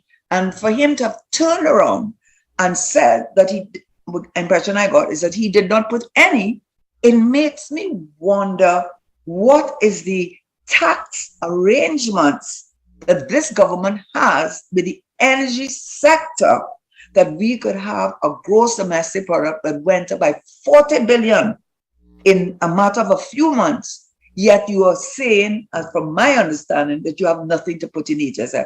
Something is not adding up. So what I wanted to have, now in fairness, a lot of these agreements are confidential because you are competing. But I just don't understand if I didn't understand him or if he made an error. But I want him to tell us if he put money in the HSF based on the formula, and if he didn't, why didn't he do that? Is it that they did not get the revenue that they anticipated that they would have gotten from the energy sector based on whatever arrangements they have? Because right now, gas is going for $9. Gas is going for $9. Yeah. $9 plus. 10. And oil is 92. And LNG is right through the roof because they don't want to have to go through those pipelines with Ukraine holding them, Russia holding them to ransom. So those pipelines are how they're holding all these European countries to ransom. So now they want to use the boats, but to build an LNG platform, it takes years. And we already have the platforms. So we must be making money hands over from 3, not one is out, 2, 3, and 4, which they are put together. So that is what I'm asking. What is the reason that you have said and tracked back that you have nothing to put in HSF? I can't understand it. You understand what I'm saying? Manning had said that this country is no longer. No, but was I clear to you, Richard? Very clear. So you are clear in your communication, of course. You have never failed in that regard, Karen. You may have in other regards, but not that. No, I'm listening to the conversation, Karen. Quite clearly. There are two products that you didn't mention: ammonia and methanol. I mean, methanol plant is very close to where I live. Right. Listen, when it's in action, you feel like the earth is shaking, and these days it's really pumping. Right. So you're talking about LNG, but even with the interview with Mr. Koes, he spoke about the minister, the Gary Soba said ammonia and methanol. 1,400 a ton. Yeah, and that went up. So there's a lot in the pipeline that we are not hearing about. Right, And we've been making that point. The government is making a lot of money and they're not sharing it with the people of the country. And the question is why? You see, like what you're going through here and detailing it out for our listeners to hear and understand. The government wouldn't do that, but what you're doing is our listeners would have a better understanding of what they need to understand, which could inform them to ask better questions going forward. And that's what they're afraid of. That's what they're afraid of. They don't want you to ask any questions. No. They want to hold the mic. They talk alone and they say any more questions. All right, this interview and they're gone. That's it. It's really, really. So I want to say, because I said I really want to talk a little bit about the agri thing. And the reason I said all of that to start with was, this government has, of their own accord, I have to say, they have done it to themselves. Self-inflicted wounds. I want to ask you something, Karen, before you go on. Mr. Manning had indicated some years ago that we were no longer an oil-based economy, but we are shifting to a gas-based economy. Remember that? Yeah. At that time, gas was about $2.35, I think, per MMBTU. Yeah. I And can't now it's remember how much it pushing was, but we were doing $9. well. No, $5. I think we were doing well. Right. When I Right. was in What office, was the anyhow. revenue like when it was that price for him to make such a statement? Do you have any I idea? I have to go back to 2008, 2009. And I did go Yeah. back to those dates only to Could you find out bring what those figures our for us debt sometime to so that we can GDP have an was. idea? We can have an idea now that is almost $10 what the revenue is Right. like. Yeah. Do you What I understand what I'm did go saying? back on Yeah. was the So debt we to could show GDP. what you were getting at $5 back then and at almost $10 for how long it has been at that price, what we should be getting. You understand? Yeah. But I think what I did look back at is the debt to GDP. And I know in 2008, 2009, debt was about 24%. And now Right. the last figures they had was 83%. I mean, Right. and it's all borrowing. And I did see in the fiscal report from the central bank, they expressed two concerns, and it reminds me of CL Financial, which is why too big to fail. And the concern, they put it in highfalutin language, right? But what it really was saying is, I don't mean highfalutin in technical language, I mean be respectful. What they were saying is a lot of the debt that the government has taken on that they call it sovereign debt, is really sovereign risk, because it is really concentrated in the financial services sector, which is insurance, our local insurance, our local financial institutions, which means that they've done that. They've raised the debt by issuing bonds to these institutions. And what he is concerned about is that if the government would find themselves in a position that they can't pay back the debt because they have concentrated it so much into these financial institutions, which the report just mentioned, but didn't go into much detail, are interconnected. And that is what was the problem. One of the main problems with CL Financial was the interconnectedness with Republic Bank, with CIB, with CLICO, so that one failed, it was like a domino effect. And what they're signaling in this last report, a sense of unease and a risk in the government concentrating so much of its debt, its local debt, or what they call sovereign, they use another term, but they use the term sovereign, in these local institutions, and therefore, if they are not able to honor these bonds when they become due, and how they all related to each other, it can have another collapse. He didn't say that, but the interconnect, every who's sitting on this board, maybe sitting on some other board, or some family, something, and then it all starts to collapse like dominoes. And I think he was sort of trying to say something like that. That's what I understood him to be saying. That is what his biggest issue is. And of course, inflation, which is the food inflation, which I went back to look at. Is that what they call interlocking directorships? Well, I think the Financial Institutions Act, which as soon as I came in there, because we had the 3/5, I remember the governor and the prime minister in my early days said we've got to pass that act, because whilst we cannot, whilst the central bank could only have authority over financial institutions, they do not have authority over insurance. The legislation had not yet been updated to allow them. However, CL Financial, being a holding company, they can look at CL Financial's records and look at their dealings to get a sense of what is going on in CLICO, which was not under the supervision of the central bank. It was CIB. Yeah. But that is going into a whole set of things. So they've tried to correct it. They tried to correct it by but that is the risk. The risk basically is another CL Financial collapse, where you have all these people interconnected by some way or the other, or these banks interconnected, and and then when one fails, you're putting a lot of risk. Yeah. Yes, that's what I got out of it. Can't honor the bonds that they have companies exactly. They have treasury bills, they have bonds. But, and they would need their money when it matures, because it's an investment. But you have And to they would also pay the need that. coupon rate, which is the Yeah, interest rate every yeah, 3 or 4 months, and you have to pay them the interest. yeah, So if the yeah, life of the bond is 20 years, every quarter you have to pay the interest on how much is the bond is worth, and then at the end of the yeah. bond period, you have to get You them pay back the all their money. maturity. Yeah, yeah, Exactly.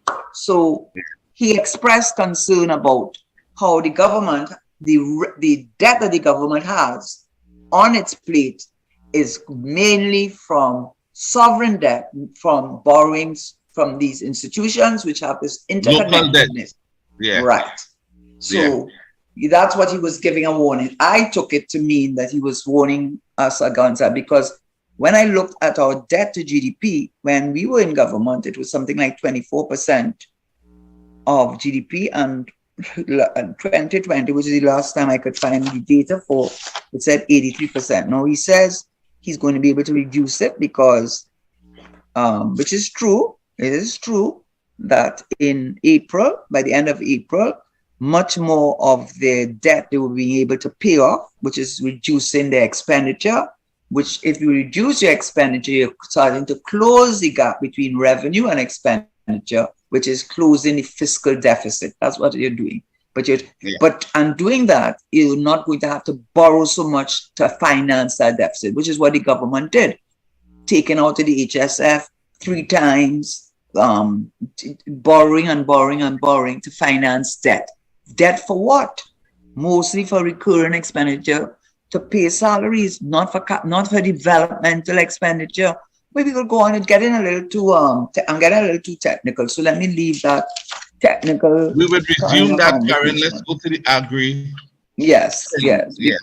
yes. But the agri thing, I was pleased to see that there was that initiative. I was pleased to see the CARICOM initiative. Actually, what I did find out, someone sent it on a thing, that in CARICOM, the countries that have imported from other CARICOM countries are the highest is Guyana. I think 29% they import from other CARICOM countries, 25% of their food. St. Lucia, 30-something% from the CARICOM. From CARICOM, much Trinidad's report thing, but it went down from 11 to 6%, importing everything from not the CARICOM. So I am so glad to see that people like Mia Motley and the president and Suriname and Guyana, and he coming now to stop talking pachoy politics, which is what he called it some time ago, and wake up and smell the coffee and understand we have to make great investments in agriculture. The last figure was 0.68 something, I think, and then it went up to 1 billion. But if you're serious about agriculture, I thought the forum showing people that agriculture is not like back in the day when you're feeling ashamed to say you're a farmer. You're looking at the agro industry and the government. This is my last point on that. The government has to do more than just, I went and looked it up, has to do more than offer courses, has to do more than tell you sign up. If you see you have to sign up, next time you try and sign up on that thing, you're not going to worry. They have to be more aggressive, they have to be more proactive, and they have to do short courses to save these young men and make them into micro entrepreneurs and small entrepreneurs, which Mr. Manning, when I went back to a speech that a budget which I did, but I mean, it's the cabinet I'm speaking on behalf of, talked about focusing agriculture on the micro and small entrepreneur. And that is what the government needs to do. But you know what? I don't have too much faith, because based on what I just read out to you, the best predictor of future behavior is past relevant behavior. So don't hold your breath. I think what they had there in the Queen's Park Savannah, they had some nice technology systems on display to show people today how much different it is compared to long ago when you become a farmer, how we could do it today, and how much more efficient the operation could be. But I think you are right. While I like those things, this government is not going to drive those things away and push it as they ought to be driven and pushed. What would happen is that somebody already took out their notepad and take down the days this ran for and the crowd and the things they had on display.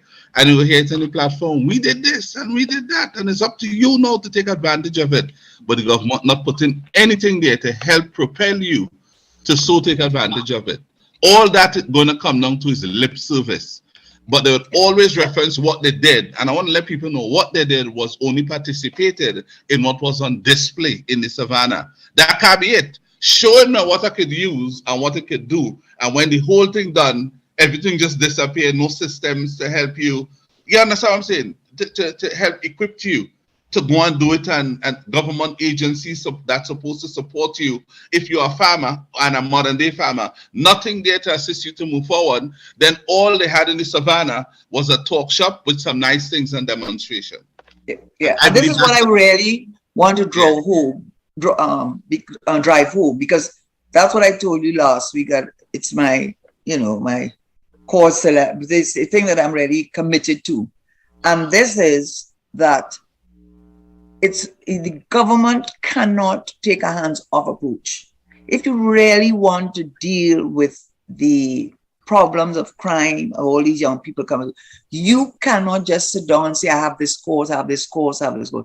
You have to be proactive, you have to be aggressive, and don't say, why must we do that? Because you're saving the country too. Because when you do that, those people have a sense of self-worth. They can contribute to the economy. They can buy from the 10% that already don't need your help, because their name, even for the water, remember the water list? The list of people who own 20 names were supposed to be there, but somehow the water park didn't find itself on that list. Remember that? And they come up with some ridiculous reason why the water park thing wasn't on the list. So we are saying to you, government, if you really are committed, you have to take an aggressive. I think the Minister of Youth comes in with all the bacchanalians in. And I think that the idea, but it's a whole 2-year program. But I know the first year is classes and the last year is not. But there are abbreviated forms that they can do.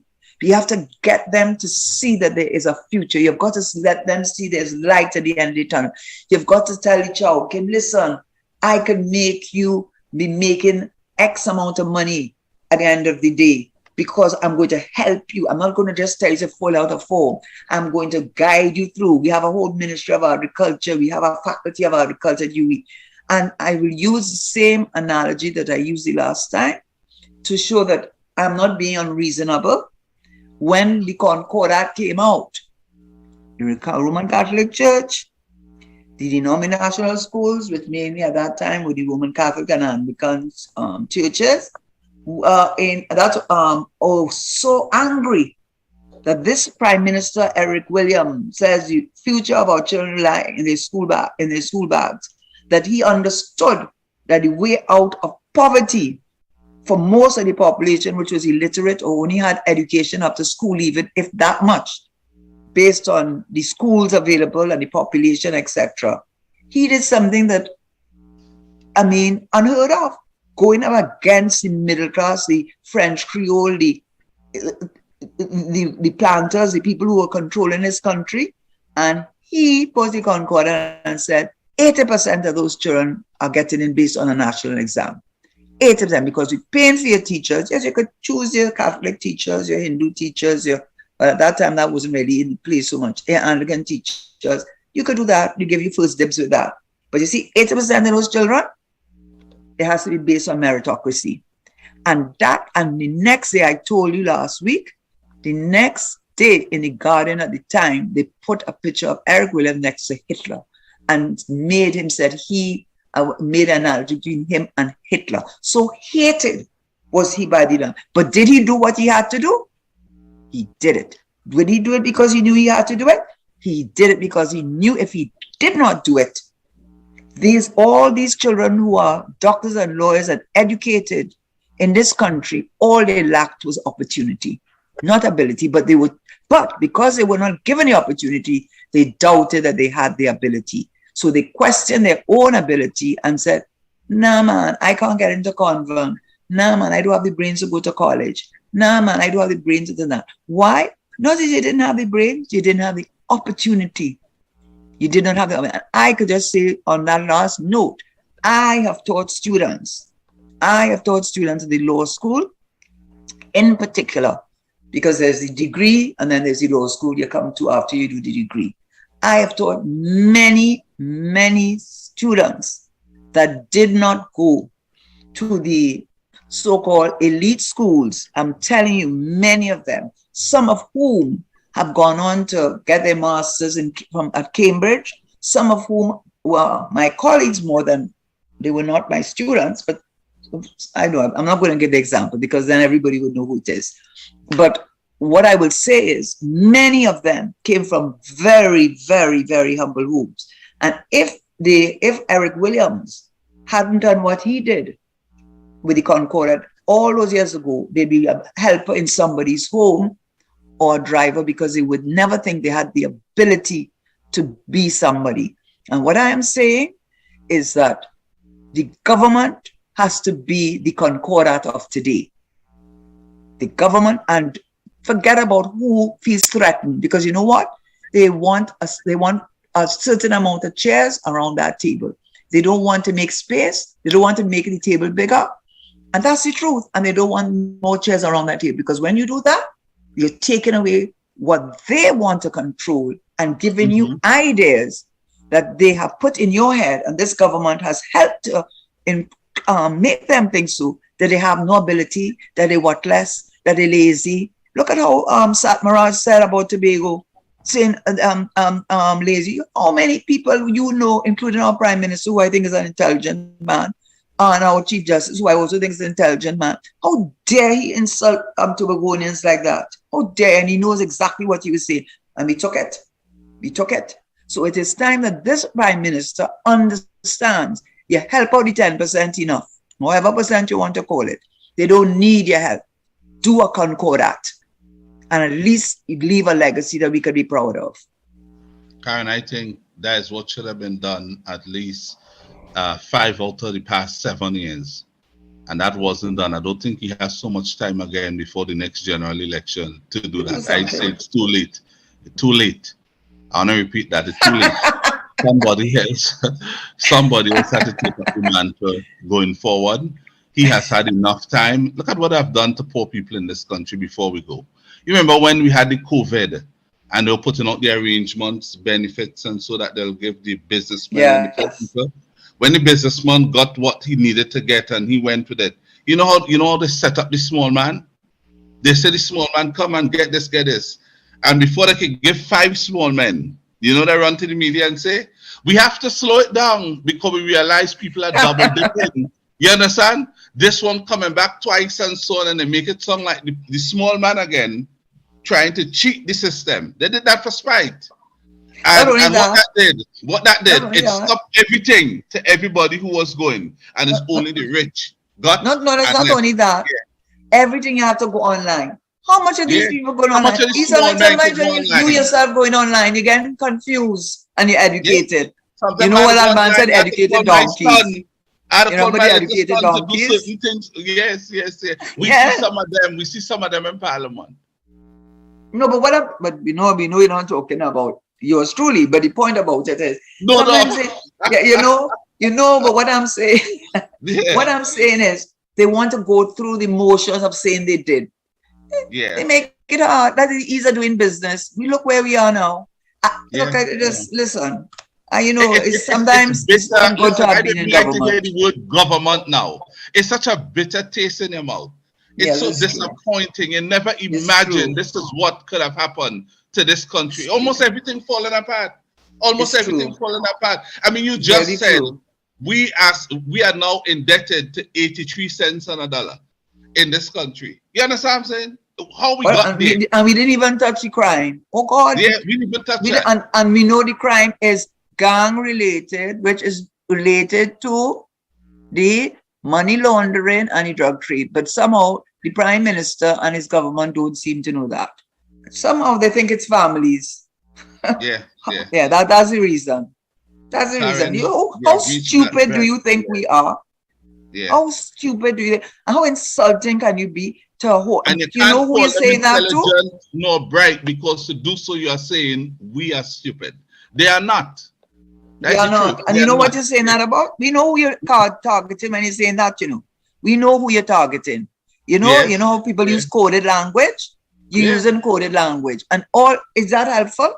Is that helpful? It's not helpful. It's helpful to keep the people who you want to keep down. Right where you want them to be. Yeah. To be It's cheap helpful in labor that regard. and in the informal sector. That's what you're doing to We- your own people. You're not We ashamed would of remove yourself. the veil, Karen, that from which I he really feel stands ashamed of behind. them, you know. And we're I going am to ashamed of reveal them. the true person to the people of Trinidad and Tobago, to see the wickedness and harshness that have been applied to the people of this country. And while they do so, and they make you feel you are the guilty one and you are the problem Trinidad and Tobago has within it today, what would happen by making you feel that way, you would feel guilty and vote for them, and you know what I mean, they're trying to fix it and they highlighted your problems and so on, but you're doing nothing else to help the people. You're doing nothing else. I want to say this before I go. I've said this before. As you say, MSNBC, let's have to keep certain things alive. Well, here's our MSNBC moment. Folks, this government will continue to pressure you, especially the small man. They want to make sure that they pressure you for 10 years. Keep you down. Yes, they want to keep you down because they believe if they only pressure you for the 5 as they did, by the time the next election comes, you go forget that. So they want to make sure they pressure you for 10 years. You know why? So you could remember the pain you went through. And then they will come in 2025 to tell you they now fix the place. Things now good. They now would be able to release money. And then they will tell you, if you make the mistake and put back the people who caused you to go through 10 years of hardship after what they did to this country, that's what they want to scare you into that. You make the mistake, I wouldn't put back those people to go either. through another 10 years, then I wouldn't put back those people, but I wouldn't put back Trump either. No, I'm telling you what the speech would do. Stay in any party, but I'm not putting back Trump. So the point I want to make with that is the pressure you are going through today is intentional. They're deliberately doing it to you. They ain't fixing anything. They have the money. They want you to suffer. You must feel it. And then they come in 2025 to make you feel it doing your favor. They're taking a risk then. It's a big risk. That with us on the radio and other people on other stations, I want to see how they will pull back this snowball. They had to be the biggest lassoers of snowball to pull it back up the hill. I want to see that, because as we educate people in this country, they know who the problem is now, you know. And every day we leave this platform, more people will know who the problem is. And I say, you see what they did in Tobago? Well, get ready, folks. Get ready.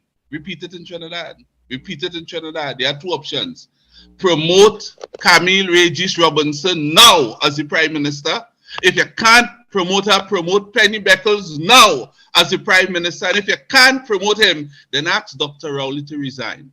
Put Amy Brown in that seat. And then I think promote Amy Brown as the Prime Minister to anybody of this country. But I think Amy Brown is about the best. Well, all right. So at least we have options. I think Amy Brown. Have options. No, think the Penny or anybody else. I think Amy. I would say Amy. No, I had to go in all 3. I had to give the people options, Karen. Okay. You have your. I know you. Yeah. No, but you can choose. Of course, you can choose. And Richard Noray. Yeah. Richard Noray. It is 6 Karen, the next time I'll put the 4th person there, and it would be you. But I have to talk to you because you would also make an exceptional leader of our country. No, but that is not in your plan. You have a strategic plan. No, Karen. You're not plan too. You're in that plan. Oh, yes, I have a strategic plan. Yes. You just never communicated with me. That plan is to help the small man in this country. Yeah, that is really a time. That is true. Day in the sun. That's what that plan is 100%. 100%. That's all I'm in it for. I told and listen to me. Anything. Give me nothing. And get rid of the corruption. Yeah. Get rid of the corruption. And one day I will say this.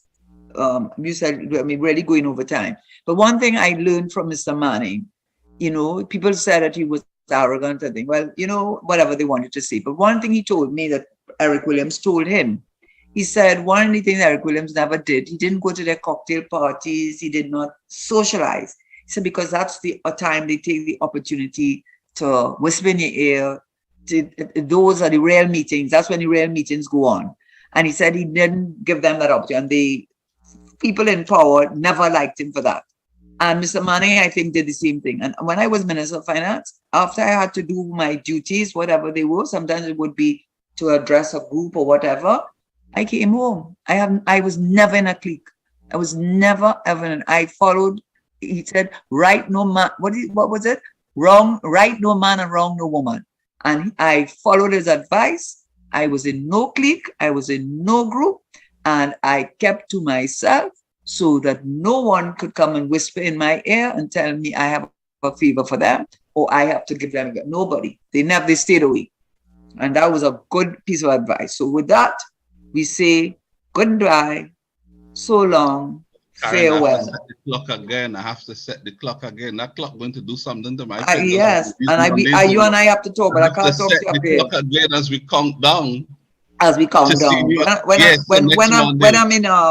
When I'm in a place where there is civilization, or I'm in America, don't let me say that. When I'm in a more civilized area, I will. Okay, you know, everybody Trump back when next thing they're right next to you. I'm real boondocks country. But when I'm in a place where, no, seriously, you have to go outside to use your WhatsApp. Go out on a stone outside in the meadows. But anyway, the point is, we have to talk about the what you know, because I don't have any feedback on what your listeners think of what I say. Anything I say is with a good intention. When you leave and like tomorrow when I open it up when I'm on, you get a lot of feedback, Karen. A lot of people. Is that true, Daddy Ma? Yes, it is true. Yeah. Karen, so you mean you're second guessing my expressions? No, Karen? no, I don't know. I'm the teacher, and so I'm triangulating the information you heard from me, so you want to make sure it is backed up. Karen. Yes, because I'm feeling like the boss of me a little bit. I'm feeling like the mama guy me a little bit. Mama guy, you have always only spoken the truth every time. Daddy Mark, look at that face. Isn't that a beautiful face? Yes, it is. I must endorse that. These cameras don't make it look good enough. I trust Daddy Mark more. This camera, I tell you, Karen, oh my dear me, these cameras and these computers not friendly. And they are so friendly, they make you look so good and to think you look far better in real. Oh my dear me. There's no better enough. All right, gone. We're going too long. Right. Just tell the news. Karen, I sent you some messages via WhatsApp, right? So I think you should check your WhatsApp. I will. Okay then. Thank you. And have a good day to your listeners. Yes. And Ruben and everyone. Yes, thank you so very much. Right. Thank you. All right. Shall we go to the news? Yeah, we go to the news and hold on for the news. Okay, thank you so very much. Straight ahead, we got news at Power 102 Digital. Power 102 Digital. Yeah. We sound